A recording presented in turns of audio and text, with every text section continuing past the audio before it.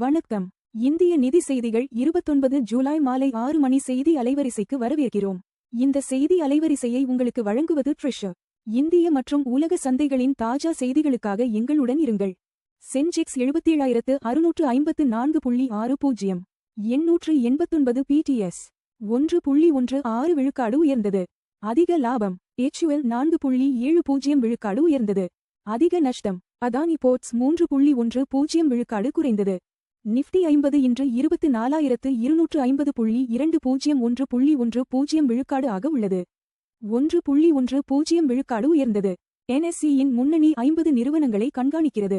ID, வங்கி பங்குகளின் ஆதரவால் Sensex 889 புள்ளிகள் உயர்வு.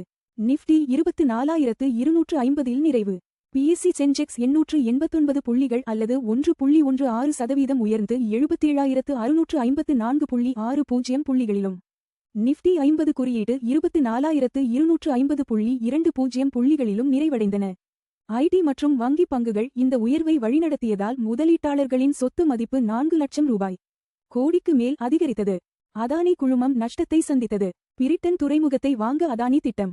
அமெரிக்க தீர்வு தொடர்பான ஒருமுறை செலவினத்தால் அதானி என்டர்பிரைசஸ் ஜூன் காலாண்டில் நஷ்டத்தை சந்தித்தது.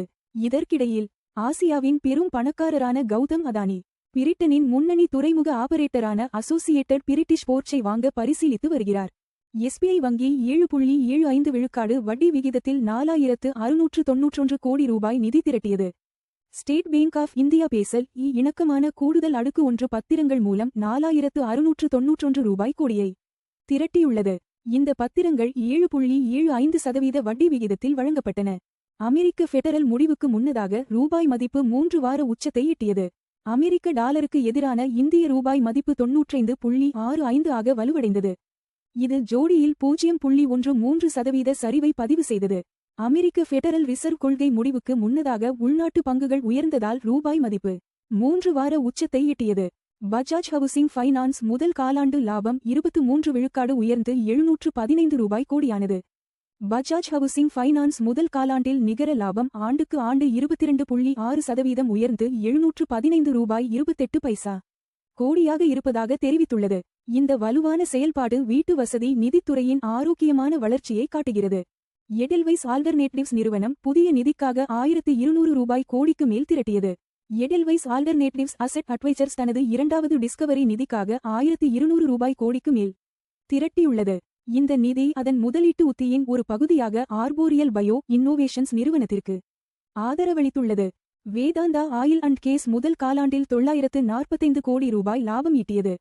வேதாந்தா ஆயில் அண்ட் கேஸ் நிறுவனம் முதல் காலாண்டில் 945 கோடி ரூபாய் நிகர லாபம் ஈட்டியுள்ளது.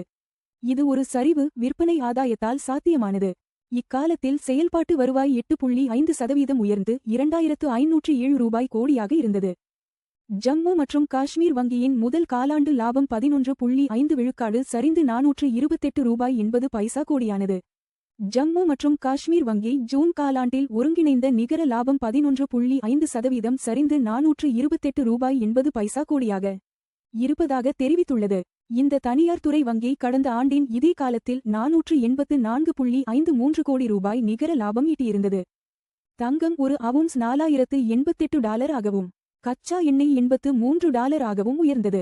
தங்கத்தின் விலை 1.29% உயர்ந்து ஒரு ட்ராய் அவுன்ஸ் $4,088.20 ஆகவும் வெள்ளி 0.79% உயர்ந்து ஒரு ட்ராய் அவுன்ஸ் $57.75 ஆகவும் நிறைவடைந்தது. உலகளாவிய சந்தை மாற்றங்களுக்கு மத்தியில் கச்சா எண்ணெய் விலை 4.98% உயர்ந்து ஒரு பேரல் $83.21 ஆக நிறைவடைந்தது. HSBC வங்கி $5.50 பில்லியன் அந்நிய செலாவணி வைப்புத்தொகையை ஈர்த்தது. HSBC வங்கி வைப்புத்தொகையை விட 19 மடங்கு வரை லெவரேஜ் பயன்படுத்தி $5.50 பில்லியன் இந்திய அந்நிய செலாவணி வைப்புத்தொகையை ஈர்த்துள்ளது. இந்த தீவிரமான உத்தி இந்திய அந்நிய செலாவணி பிரிவில் வங்கிக்கு குறிப்பிடத்தக்க சந்தை பங்கை வெல்ல உதவியது. FD வட்டி விகிதங்கள் 3 ரூபாய் கோடிக்கு கீழ். கோட்டக் மஹிந்திரா பேங்க் 7.30 விழுக்காடு. பேங்க் ஆஃப் பரோடா 7.15 விழுக்காடு. பஞ்சாப் நேஷனல் பேங்க் 7.10 விழுக்காடு. HDFC பேங்க் 6.60 விழுக்காடு.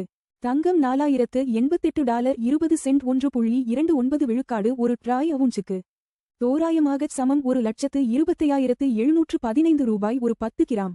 தங்கம் விலை 1.29 விழுக்காடு உயர்ந்தது. முந்தைய முடிவு $4036.30 இலிருந்து. தங்கம் விலைகள் உலக தேவை, டாலர் வலிமை மற்றும் பணவீக்க எதிர்பார்ப்புகளை பிரதிபலிக்கின்றன. வெள்ளி $57.75 0.79 விழுக்காடு ஒரு ட்ராய் அவுன்சுக்கு. தோராயமாகச் சமம் $1776 ஒரு 10 கிராம். வெள்ளி விலை 0.79 விழுக்காடு உயர்ந்தது. முந்தைய முடிவு $57.30 இலிருந்து. வெள்ளி விலைகள் தொழில்துறை தேவை, சூரிய ஆற்றல் மற்றும் மத்திய வங்கி கொள்கைகளுடன் தொடர்புடையவை.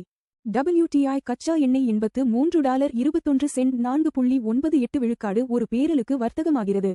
எண்ணெய் விலை 4.98 விழுக்காடு உயர்ந்தது. முந்தைய முடிவு $79.26 இலிருந்து. கச்சா எண்ணெய் விலைகள் இந்தியாவின் எரிபொருள் செலவு மற்றும் பணவீக்கத்தை கணிசமாக பாதிக்கின்றன. $65.13 விழுக்காடில் இந்திய ரூபாயுடன் வர்த்தகமாகிறது. 13 பைசா விழுக்காடு வலுவானது.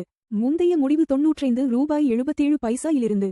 பலவீனமான ரூபாய் இறக்குமதி செலவுகளை அதிகரிக்கிறது, ஆனால் ஐடி மற்றும் மருந்து ஏற்றுமதியாளர்களுக்கு பயனளிக்கிறது. LPG சிலிண்டர் விலைகள் முக்கிய நகரங்கள். சென்னை $957.50, $3106. பெங்களூரு $944.50, $3021.